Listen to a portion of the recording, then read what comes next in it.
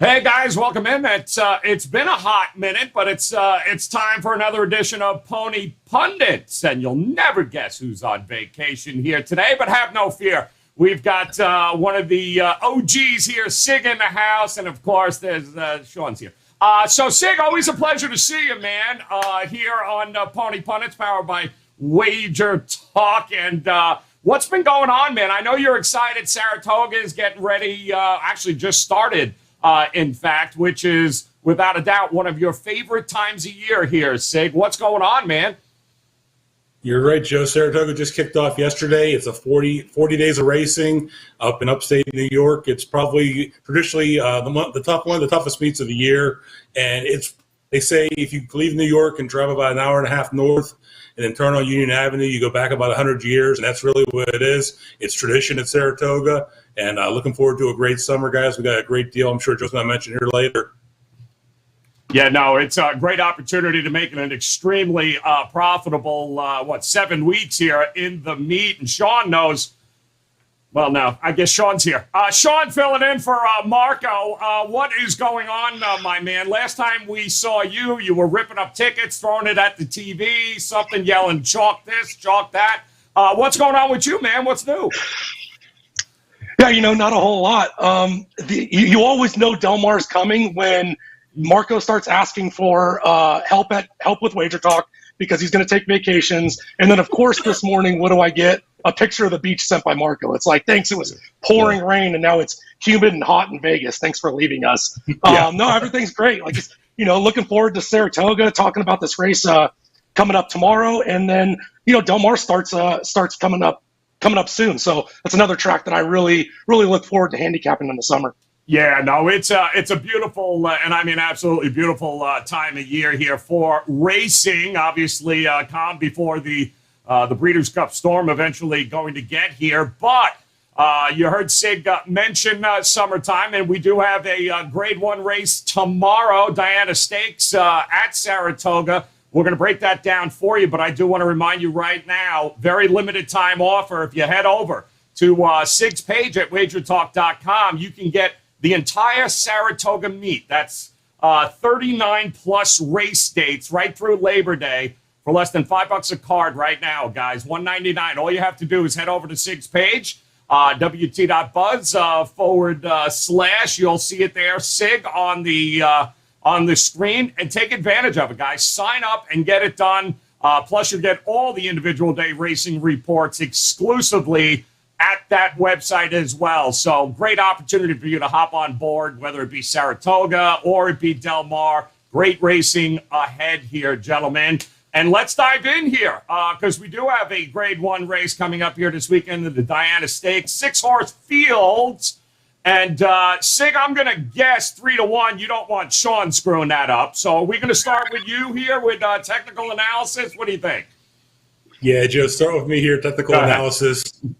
Chad Brown trains. Chad Brown's got 4 of the 6 horses in this field, or 66% of it. So he's got a pretty good chance of doing what he wants here. This is the Kingman filly. It gives him a great shot at taking home another win to Diana. Technical analysis won last out on break this day at Pimlico. He wired the field in the Gallarette with Jose Ortiz aboard. Jose returns the ride here again on Saturday. She's only missed the board once in her career, and that was last June at Belmont in the Wonder Again Stakes as she faded late there. She should be the early pace setter in this field, and if they let her go unchallenged and she set some soft early fractions, she could steal this race on the front end here. She won both of her Saratoga turf starts last summer, winning both the Lake George and the Lake Placid.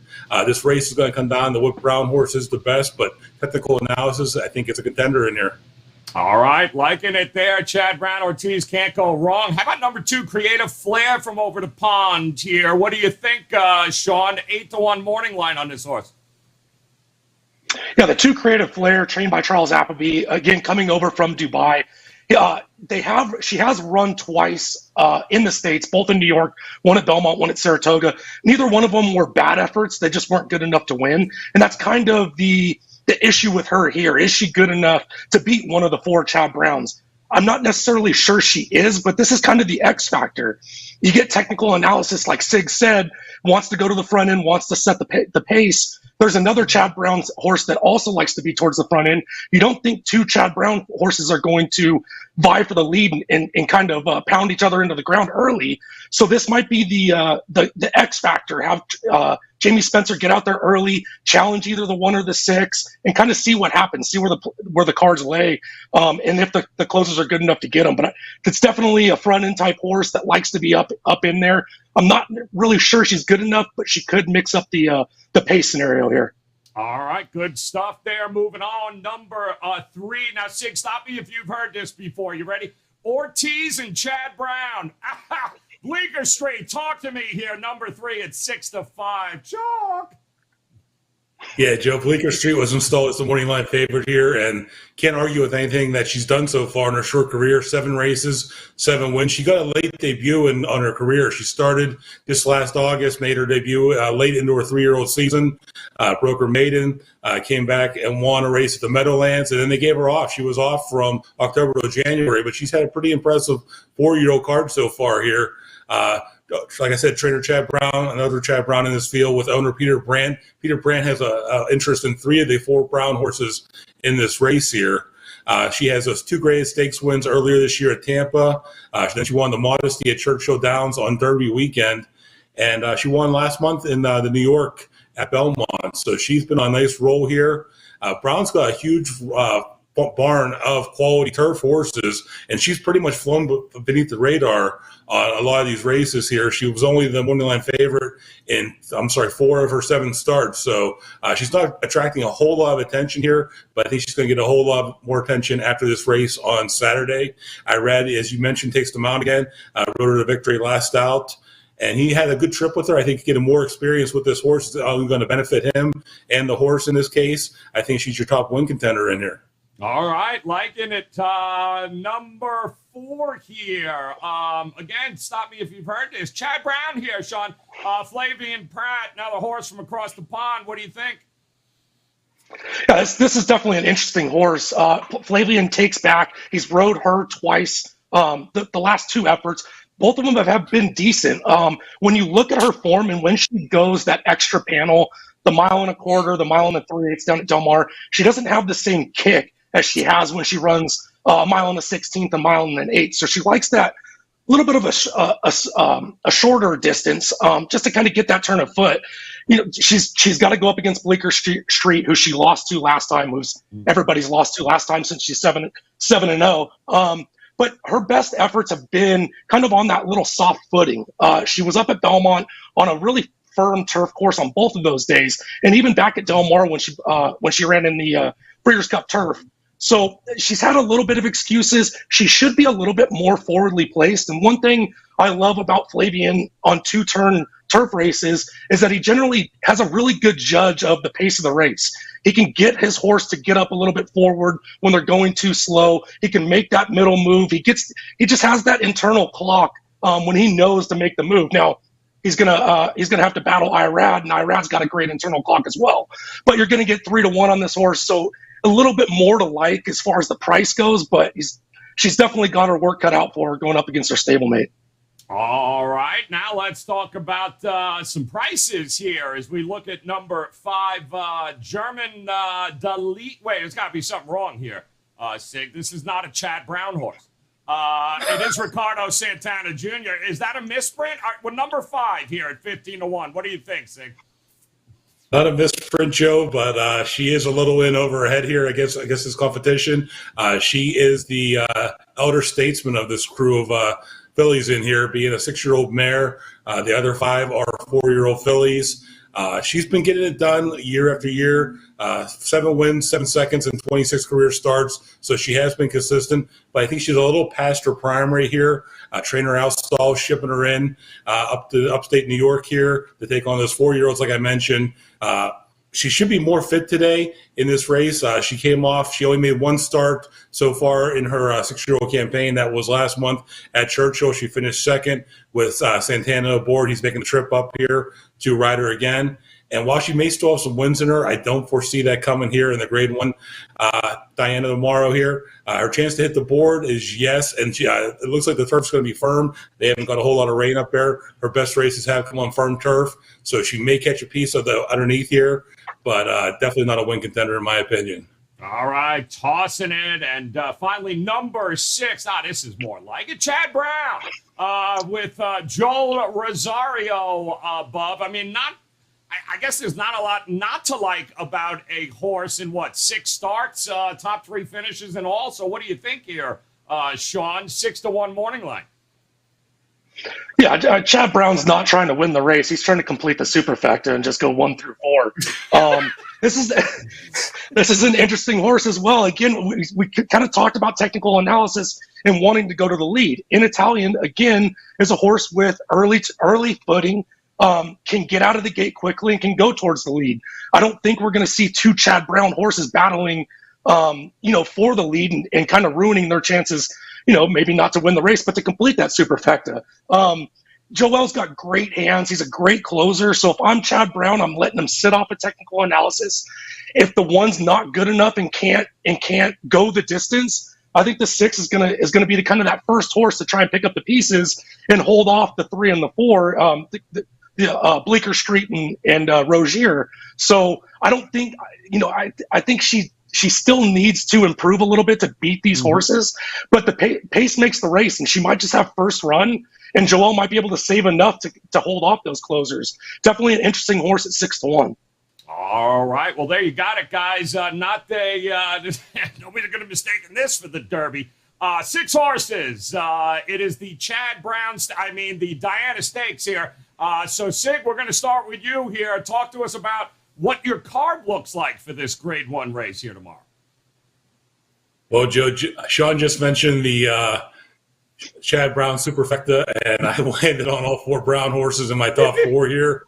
Told you guys I already thought Bleecker Street's top contender in here. She's my top choice. The 3, I think technical analysis may have enough to hold on late, depending on what kind of pace scenario we get set up here. I used the 1 in second place. I used the 4 Rogier, who I didn't get to talk about yet, guys. The French filly here, shipped over last year for the Breeders' Cup the Breeders' Cup filly and mare turf, and she didn't really perform well there, but then she switched over from the barn of Cedric Rossi over to Chad Brown here. He got a win with his debut, and then came back, finished 5th last month in the New York, which was a horse that Bleecker Street came out of. So I think Rugier's still got some good races in her. I think the more time she spends with Brown, she's going to improve here. I think she definitely has a chance to hit your board, and she has an outside shot at winning this race. And then the 6th horse was my 4th choice in Italian. As Sean also mentioned there, I don't think the 2 Brown horses are going to go out there and battle each other in submission, but I do see the 2 of them trying to get out to an early lead here, which will set up well for the other Brown horses in Bleecker Street and Rogier, who both like to close into this pace here. Rosario is going to give a smart ride on an Italian, and I think it's all going to come down to what instructions all the jockeys receive from Chad Brown, how this race plays out. But my choices ended up being 3, 1, 4, 6 in the Diana. There it is, 3, 1, 4, and 6 for Sig here in the Diana. Again, 8th race tomorrow, guys, at Saratoga. And don't forget, you can grab the entire Saratoga meet from Sig, just $199 right now. Head over to WagerTalk.com. His page, wt.buzz/Sig. Go get it. Less than $5 a card here, guys. We're talking 39 cards. Coming up at Saratoga, not to mention Del Mar just around the corner. Great opportunity to partner up here with Sig in what is going to be an amazing 2-month stretch here on the track. And Sean, talk to us here, my man. You mentioned it, the Chad Brown Superfecta. Are you on the same boat as Sig here with him? Yeah, I'm looking for Chad Brown to complete the superfecta in the Grade 1 Diana Stakes, sponsored by Chad Brown. I landed with the top pick as the 4 Rogier. I'm going to try to beat this favorite. The 3 Bleecker Street is by far the horse to beat. But one of my favorite 2-turn, turf races to handicap is Flavian Pratt on a really good horse that's not the favorite. Like I said, he has a really good kind of mental clock, inner clock, when he knows when to make those moves. And when he's not the favorite, he wants to try and mess things up. He doesn't want things to go as planned. He wants to find that edge and go make a run when the favorite's not. I really like that move in Flavian, whether it's early, whether it's late. I'll leave that decision up to him. So I landed with him the 4 Rogier on top. the 3 Bleecker Street, I have in second. It's easily the horse to beat. Like Sig said, seven starts, 7 wins. Hasn't even done it all as the favorite. Just everything Chad's asked of her, she's done in flying colors. So definitely the horse to beat there. The 6, I threw in there with hoping to get a little bit of that 6-1, maybe a little bit higher. Like I said, I'm not sold on technical analysis getting the distance with possibly the 6, possibly the 2 pressuring her. So I'm not sold on her winning. So I think it's in Italian and Joel's going to get that first run. If they're good enough, they could definitely upset and surprise the favorites. And the 1 technical analysis, I just don't think there's any other horses that are good enough to beat the Chad Brown horses in that superfecta. So we might see that Chad just kind of rounding out the 1 through 4. All right, well, there we go. We've got 4, 3, 6, and 1 for Sean in this in the Chad Brown Stakes, powered by Chad Brown, brought to you by Chad Brown here, guys. And there you got it here. 8th race tomorrow, guys. Should be a hell of a weekend. And what is just the start of an amazing time of year at the track. Don't forget, visit Sig over at WagerTalk.com. Grab that Saratoga meat package right now, $1.99, less than $5 a card, guys. Hop on board, partner up with them. Make sure you guys are following. And again, we said it last time, just a reminder, nobody bitches and moans on Twitter quite like Sean. Every time he doesn't win a race, it's really epic. You guys got to follow him. It's fantastic. At Smooth Turn 2, fantastic stuff, Sean. As always, filling in for the always vacationing Marco D'Angelo. Guys, best of luck here this weekend. We'll be back, of course, next week with another edition of Pony Pundits. Marco will probably still be on vacation, but Sig will be here because he's a trooper. So, Sean, appreciate it, man. Sig, always a pleasure. Guys, best of luck with your plays all weekend long. We'll talk to you again next week. Good luck.